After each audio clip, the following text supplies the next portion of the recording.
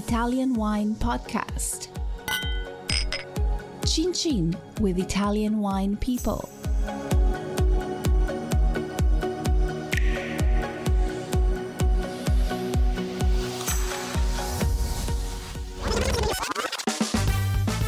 Before the show, here's the shout out to our new sponsor, Ferro Wine. Ferro Wine has been the largest wine shop in Italy since 1920. They have generously supplied us with our new t-shirt. Would you like one? Just donate €50 and it's all yours. Plus, we'll throw in our new book, Jumbo Shrimp Guide to International Grape Varieties in Italy. For more info, go to italianwinepodcast.com and click donate. Or check out Italian Wine Podcast on Instagram. I feel as if I'm having one of those menopausal hot flashes, but I haven't reached menopause yet. I've been doing that for the last several months, and Savannah's quite worried about me. Honestly, I literally will put a pen down and turn around, and I won't know where I've put it.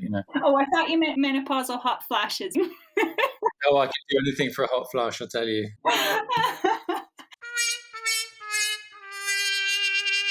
Round one.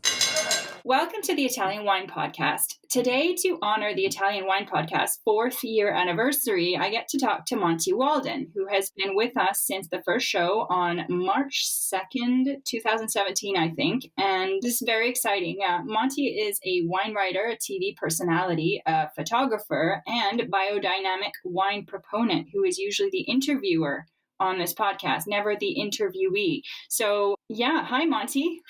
Hi there. How you doing? Is that your name? Joy. I think we've met before, haven't we? Oh, Jesus, Monty. I've already ruined your podcast, I'm afraid. I know.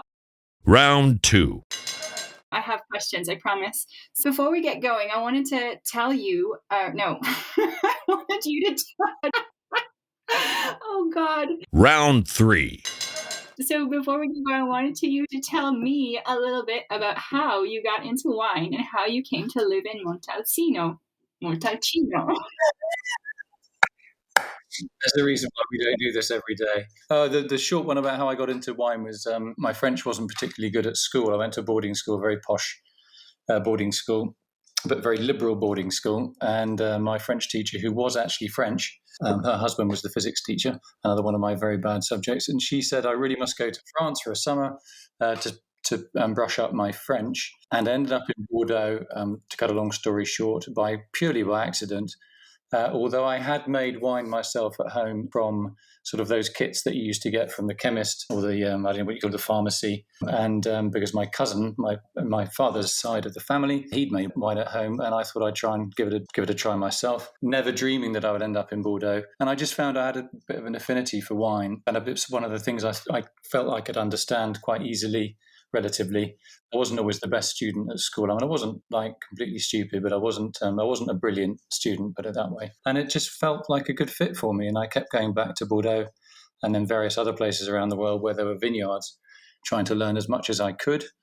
And there we go. And I got into writing a little bit by accident. I can't even remember how I got into writing, but somebody asked me to write an article or something, and ended up I've written for Chances and Decanter and various other publications. And I feel incredibly lucky to do what I do. I mean, in the wine industry, you get to travel and see beautiful places. You meet really interesting people who have multi-skills, whether it's about biology or chemistry or geology, or the financial side of wine. So it's a sort of multi-discipline game, really, and every day's a different day. I've never ever had a single regret about being involved in the wine industry. I feel really, really privileged, and it's fun. And there we go. Next question. Okay, well, let's move along. Let's talk about cow shit. So, as you know, I've seen your BBC 4, I think it is, a series where you buy a vineyard. It's cool. BBC is the public broadcaster which everybody can watch, or everybody contributes to. And then it actually was a documentary on Channel 4 called Chateau Monty, where I rented a vineyard in the Roussillon region of France and tried to. I had a lady, a helper in inverted commas. She wasn't hugely helpful, to be honest. I mean, she was not really involved in wine or really that interested in wine. But anyway, we made a wine there, and it was broadcast as a 6-part series on primetime TV and on Channel 4 in the UK. And I think it got obviously screened, probably in other countries as well. But that was another was another fun project as well, to be honest. Yeah, it was super entertaining, and I just couldn't stop watching it. You did all sorts of crazy things, like deterring wild boar by asking the huntsman to pee in jars so that you could spray it around the vineyard. Yeah. That kind of works. It does work though, because they're very obviously they spend their whole life is snuffling around at ground level. So if you pee in strategic areas, then they'll know that humans are around, and they'll be just a little bit more careful, a bit more wary, and will stay a little bit further away. I mean, they can cause a lot of damage to vineyards, and they can certainly cause a lot of damage to humans. I mean, they can easily kill you, not because they want to, but just because they're scared, and they'll bump you out of the way with their tusks and all the rest of it. And you can get trampled and end up with a punctured lung or something, which is not really what you want. So, yeah, a little bit of micturition in the vineyard is never a bad thing with boar. It was fascinating, honestly. And then you collected cow pats from local farmers to create your biodynamic preparations. And the one that you were mixing, you fermented cow poo and nettle and chamomile to make a tea. But then I wanted to ask you, what was that spray for exactly? And what are some other preparations that are quite useful? Because,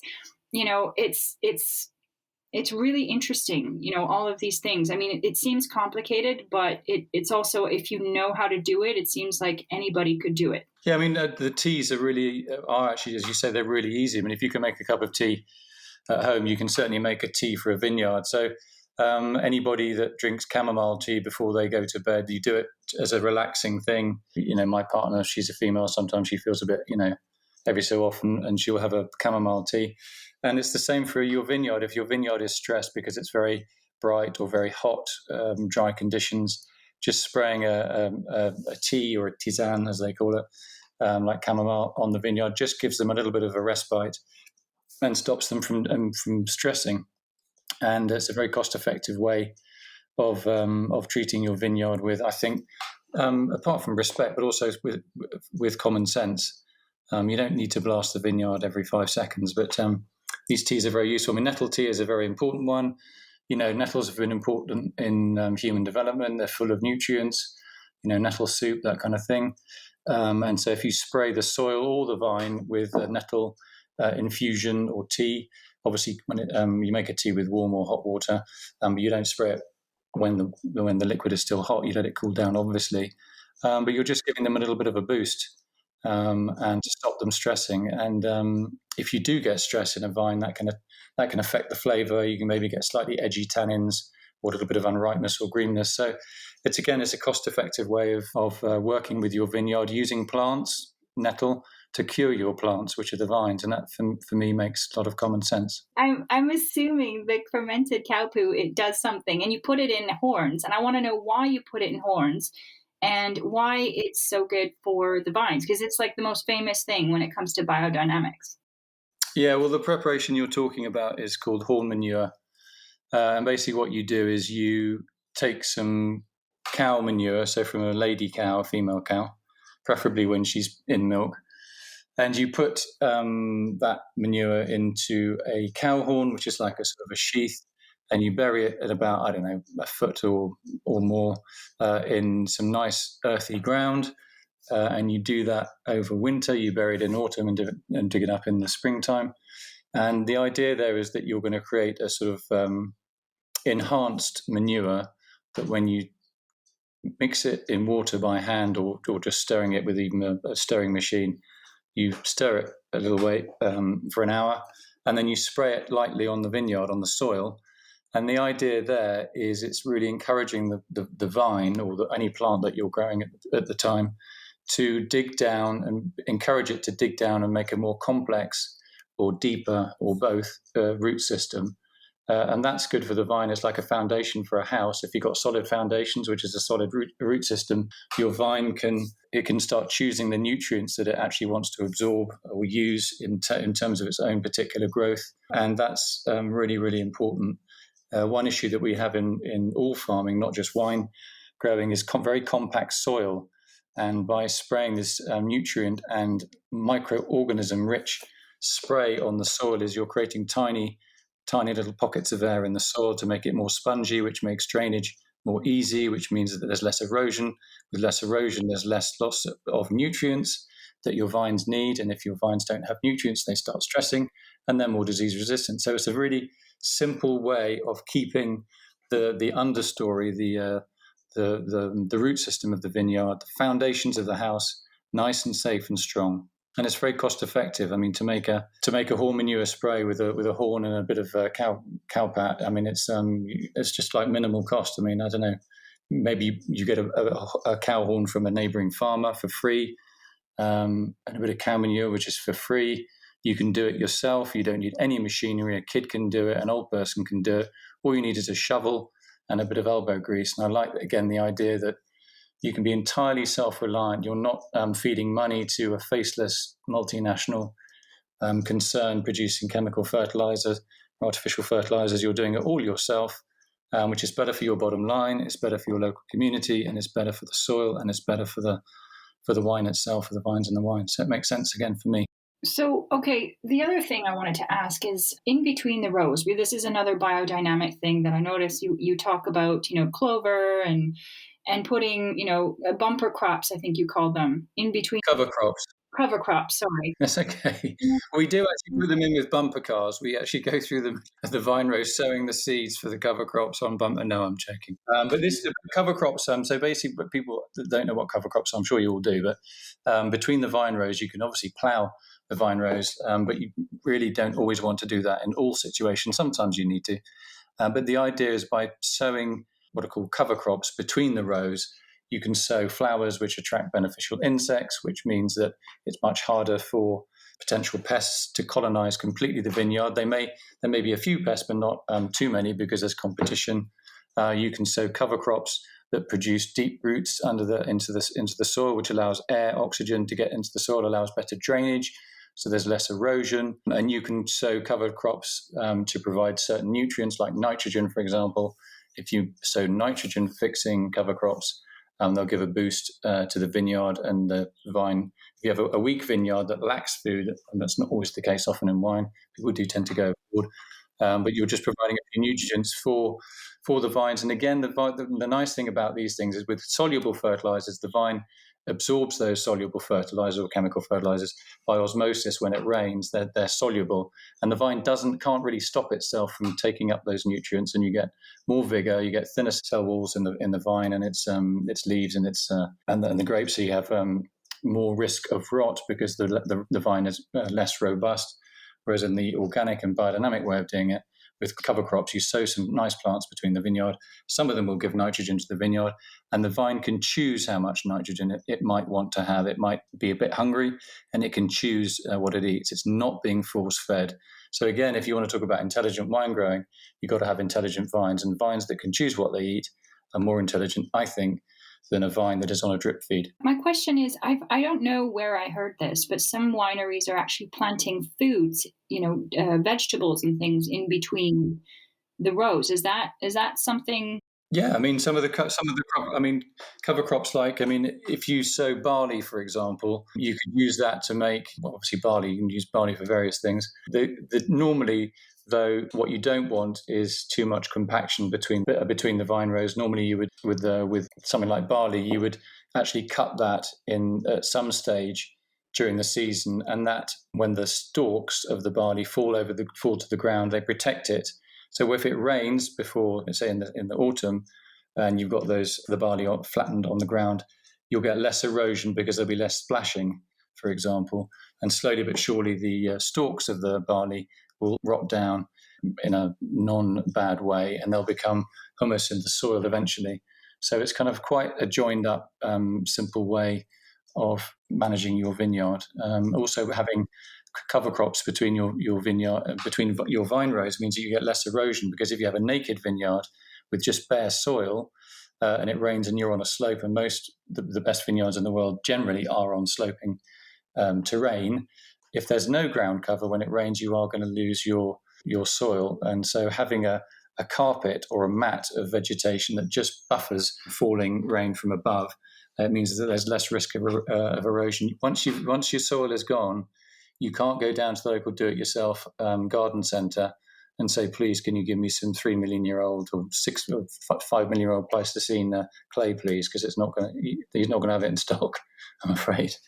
So there you go. Is it something that's viable for larger, like economically speaking? Is it, can large vineyards go biodynamic, or is it just not feasible? Like, what do you say to that?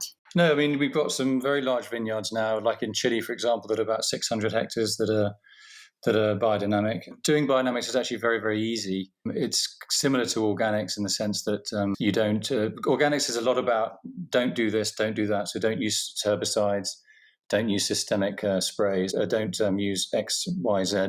And biodynamics is a little bit of that, but it's more about do this, and do this. So do make sure that you have cover crops between your vine rows for biodiversity, for to make sure that there's no erosion, that you're getting air into the soil, and all of these things are very so multitasking.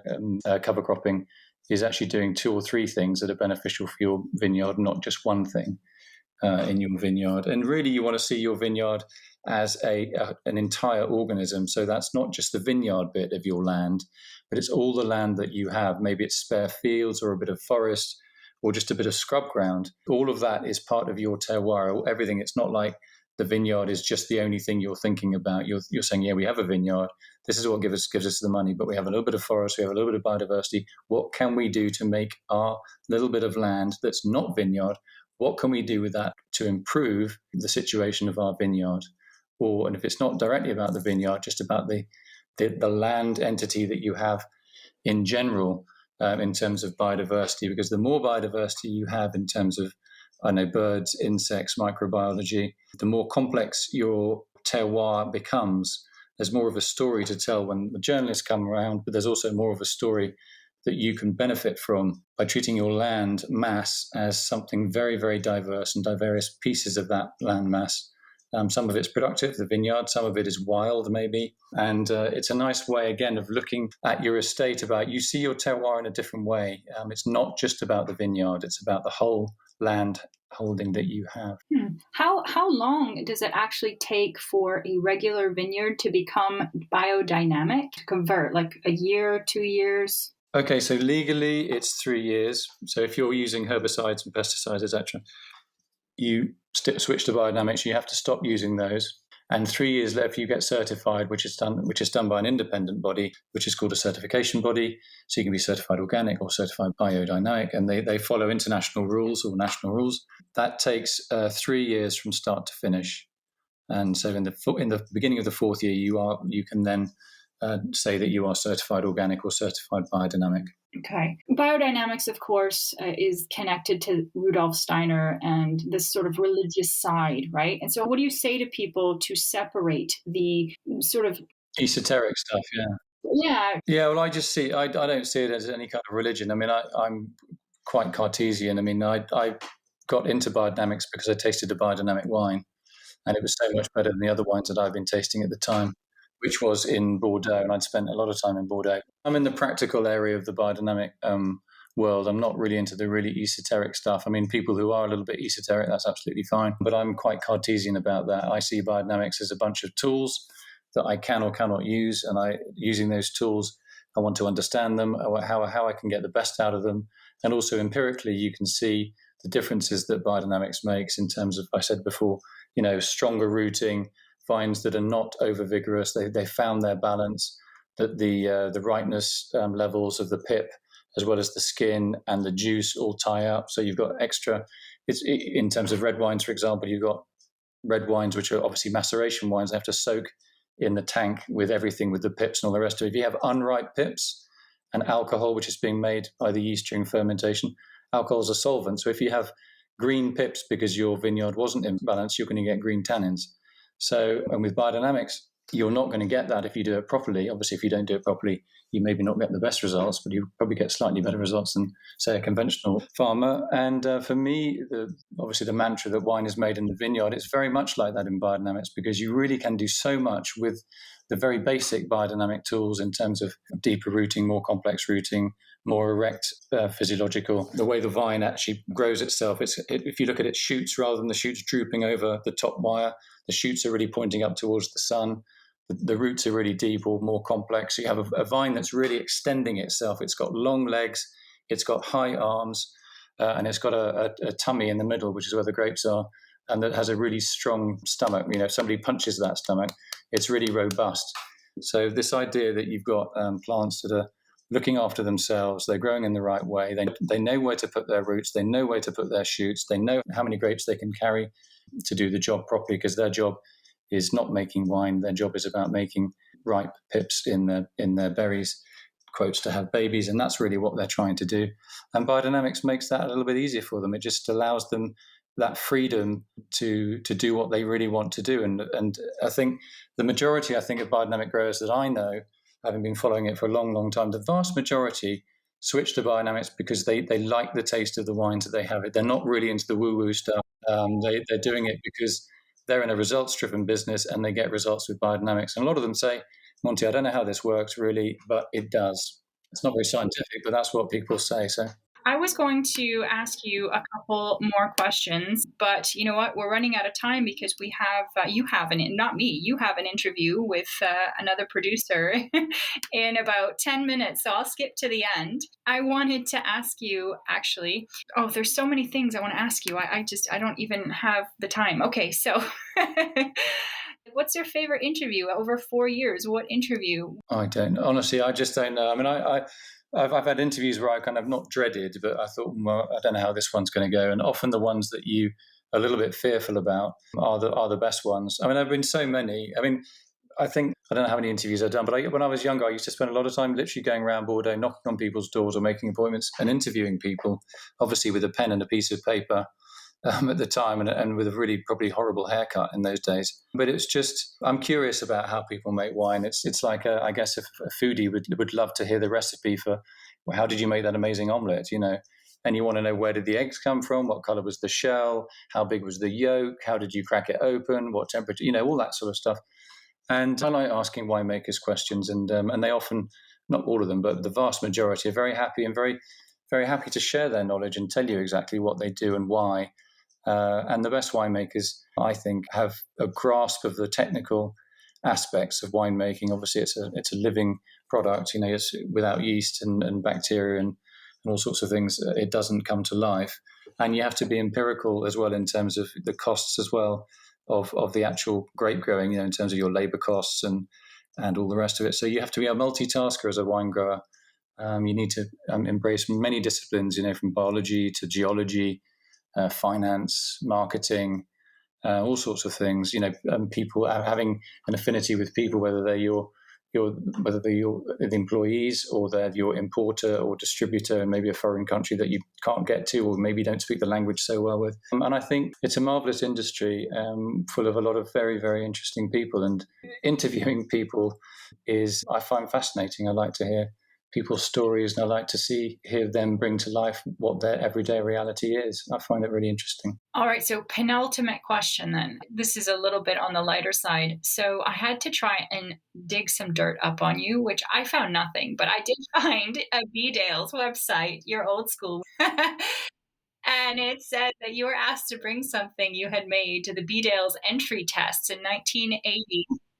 And a 12-year-old you arrived clutching a bottle of your homemade orange wine. Can you please elaborate on how you made this concoction? And you were 12. Yeah, I think it was made with some fruit juice and fruit juice and a bit of water and some yeast. It was a very long time ago, but I had to bring, I had made a chess table, I think, from my previous school, and I brought that, and I brought some homemade wine.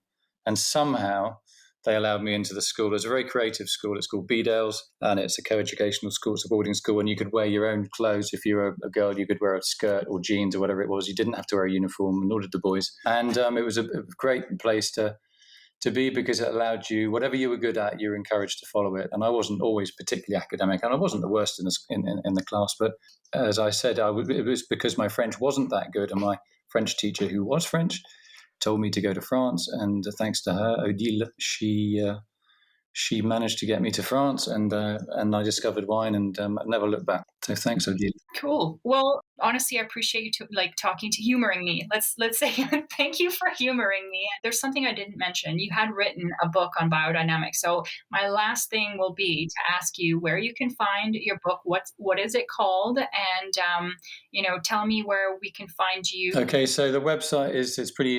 It's a free website. It's not like a paywall. It's just called www.chateaumonty.com. And the book that I've written quite a few books, but the book, if you want to know how biodynamics actually is done, it's a book called Biodynamic Wine, and it's published in Oxford from a company called Infinite Ideas. And I think it's probably about £15, US pounds, something like that.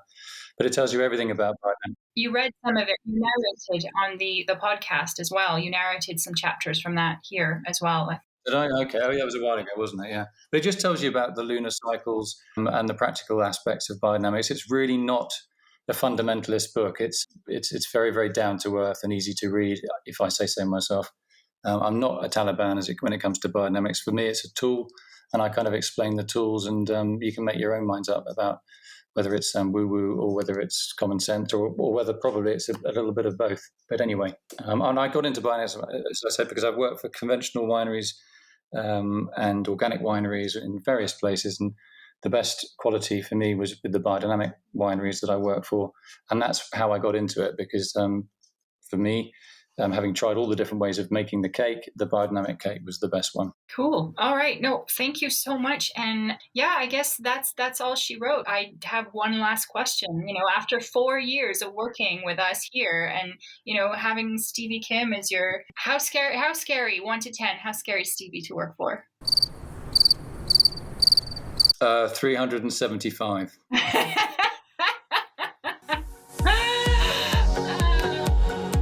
Listen to the Italian Wine Podcast wherever you get your podcasts. We're on SoundCloud, Apple Podcasts, Himalaya FM, and more. Don't forget to subscribe and rate the show. If you enjoy listening, please consider donating through ItalianWinePodcast.com. Any amount helps cover equipment, production, and publication costs. Until next time, Cin Cin.